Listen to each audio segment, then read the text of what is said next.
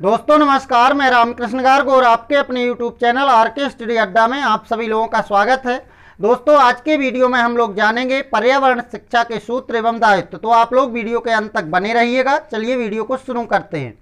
शिक्षा शास्त्र के अंतर्गत हमें कई सूत्र प्राप्त होते हैं। दोस्तों जो ये सूत्र प्राप्त होते हैं, इन सूत्रों का किसी के द्वारा कोई आविष्कार नहीं किया गया है, बल्कि इनको क्या किया गया है, इनको खोजा गया है। क्योंकि ये पहले से विद्यमान थे, इनको सिर्फ क्या कर लिया गया है, सर्च कर लिया गया है। तो दोस्तों ये सर्च किसके द्वारा की गई? इसमें सबसे ज़्यादा जो योगदान दिया वो हर्बर्ट स्पेंसर महोदय के द्वारा दिया गया, कामिनियस महोदय के द्वारा दिया गया, रूसो महोदय के द्वारा दिया गया और पेस्टोलॉजी महोदय के द्वारा दिया गया। इसलिए दोस्तों वैसे तो शिक्षण सूत्रों का कोई जनक नहीं है, लेकिन फिर भी कभी कभी ऐसा प्रश्न आ जाता है कि शिक्षण सूत्रों के जनक कौन है। तो दोस्तों इसमें आपका उत्तर होना चाहिए हर्बर्ट स्पेंसर महोदय। क्योंकि भले कोई जनक नहीं, लेकिन मुख्य रूप से खोज किसने की थी? हर्बर्ट स्पेंसर महोदय ने ही की थी। अगली बात देखें, शिक्षण सूत्र उस मार्ग की सुगम युक्तियां बनाते हैं जिससे शिक्षण तथा सीखना आगे बढ़ते हैं। दोस्तों क्या होता है, जैसे हमें कहीं जाना है तो यदि वहां का जो रास्ता हो, रास्ते में अच्छे पेड़ लगे हुए हों, तो हमें क्या होता है कि जाने में आसानी रहती है। तो इसी तरह से दोस्तों यदि हम अधिगम करना चाहते हैं, हम कुछ सीखना चाहते हैं और उसमें यदि शिक्षण सूत्रों का प्रयोग किया जाए तो हमें सीखने में आसानी होती है। दोस्तों क्या होता है, शिक्षण सूत्र जो होते हैं इनका प्रयोग करना हमारे पढ़ने पढ़ाने में क्या करता है, सहायता करता है। दोस्तों ये परिभाषा ही हो गई कि शिक्षण सूत्र क्या है। तो शिक्षण सूत्र पढ़ने पढ़ाने में सहायता करते हैं, महत्व भी हो गया।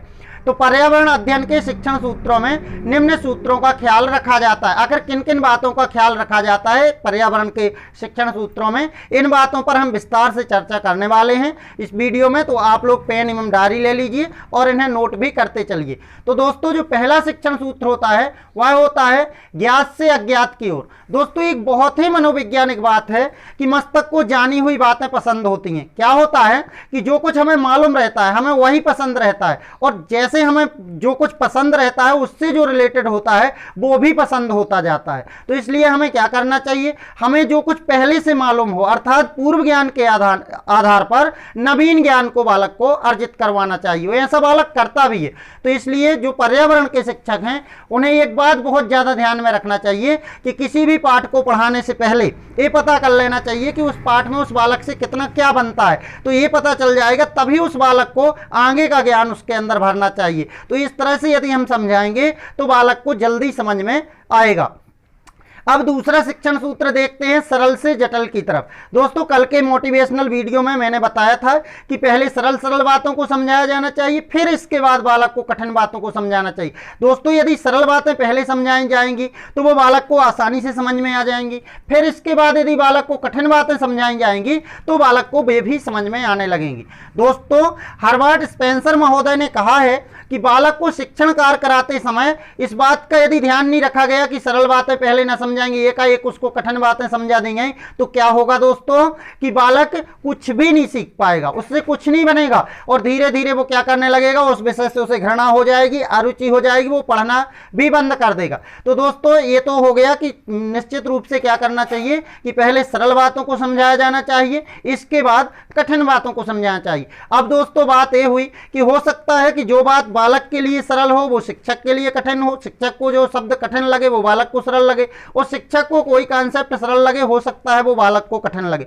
तो इसलिए इस बात का भी ध्यान रखा जाना चाहिए कि चुनाव करते समय जो भी हम टॉपिक पढ़ा रहे हैं वो बालक की दृष्टिकोण से सरल होना चाहिए, ना कि शिक्षक के दृष्टिकोण से। अब तीसरा जो शिक्षण सूत्र है वह है सुगम से कठिन की ओर। दोस्तों इसको भी ध्यान रखना है, जैसे ज्ञात से अज्ञात की ओर, सरल से जटिल की ओर, सुगम से कठिन की ओर। तो इस सूत्र के अनुसार छात्रों को पहले सुगम बातों का ज्ञान कराया जाए और फिर इसके बाद ही जटिल बातों का या कठिन बातों का ज्ञान कराया जाए। तो मतलब सुगम मतलब साधारण बेसिक बातों का पहले जानकारी दे दी जाए और फिर इसके बाद उसकी जो कठिन बातें हैं उनकी जानकारी दी जाए। अब नंबर 4 देखें, विशिष्ट से सामान्य की तरफ। दोस्तों ये बहुत ही अच्छा शिक्षण सूत्र है। इसका अर्थ है कि पहले विशिष्ट उदाहरण दिए जाएं और उसके बाद कोई सामान्य नियम निकाल लिया जाए कि ऐसा से ऐसा होता ही है। दोस्तों अगली बात देखें नंबर 5, स्थूल से सूक्ष्म की तरफ। मतलब स्थूल से सूक्ष्म की तरफ मतलब पहले बड़े आकार से फिर उसके छोटे छोटे पार्टों की तरफ। होता क्या है कि बालक को जो मतलब घटना है वो संपूर्णता में बालक देखता है। बालक के अंदर क्या होता है कि उसमें बालक की जब रुचि जागृत हो जाती है तो बालक के अंदर वो चीजें स्थायी हो जाती हैं। क्या है, बालक को छोटी छोटी बातें पहले समझ में नहीं आती हैं। बालक को जो कुछ भी समझ में आता है मोटी मोटी बातें समझ में आती हैं। तो इसलिए पहले बालक को क्या करना चाहिए कि उसको मोटी मोटी बातें समझाना चाहिए, स्थूल बातें समझानी चाहिए, फिर ही उसके बाद मूर्ति या सूक्ष्म विचारों को समझाना चाहिए। दोस्तों अगली बात देखें, अनिश्चित से निश्चित की ओर। तो शिक्षक को अनिश्चित ज्ञान को प्रारंभिक बिंदु बनाकर और धीरे धीरे स्पष्ट और निश्चित बनाना चाहिए। दोस्तों अगली बात देखें, पूर्ण से अंश की ओर। इससे अक्सर प्रश्न आता है तो इसे आप लोग ध्यान रखना चाहिए। तो इसमें पूर्ण से अंश की ओर यह है कि पहले हमें पूरी रूपरेखा बता देना चाहिए कि हम क्या करने वाले हैं। जैसे मैंने बताया कि आज मैं पर्यावरण के शिक्षण सूत्रों के बारे में चर्चा करने वाला हूं इस वीडियो में। तो इसी तरह से पहले पाठ की संपूर्ण रूपरेखा बता देनी चाहिए और उसके बाद उसके अंगों का अलग अलग विवेचन करना चाहिए। दोस्तों जैसे हम पेड़ नामक टॉपिक पढ़ा रहे हैं तो पहले पूरा पेड़ ही बता दें। क्या है, बालक को पूर्णता जल्दी समझ में आती है, अंश जल्दी समझ में नहीं आते। यदि बालक को बीज समझाना है और हम डायरेक्ट बीज बताने लगेंगे तो बालक को समझ में नहीं आएगा। और यदि बालक को हम पहले पूरा पेड़ बता दें, फिर इसके बाद उसकी जड़ बताएं, फिर उसके तना बताएं, फिर उसके बाद उसकी शाखाएं बताएं, फिर पत्तियां बताएं, फल बताएं, फूल बताएं, इसके बाद बताएं कि इन फलों के अंदर ही बीज होते हैं, तो दोस्तों बालक को संपूर्ण बातें समझ में आ जाएंगी। अब नंबर 8वां देखें, विश्लेषण से संश्लेषण की तरफ।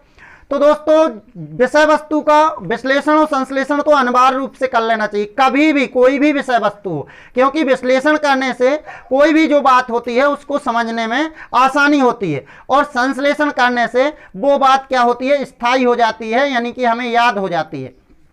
नंबर 9वां देखें, मनोवैज्ञानिक से तार्किक की ओर। अर्थात पहले बालक को मनोवैज्ञानिक बातें अर्थात बालक की जिसमें रुचि हो बालक को वही करने देना चाहिए। बालक का जिस चीज में रुझान हो, बालक का जिसमें मन लगे, बालक को जो कुछ पढ़ने की इच्छा हो उसको वही।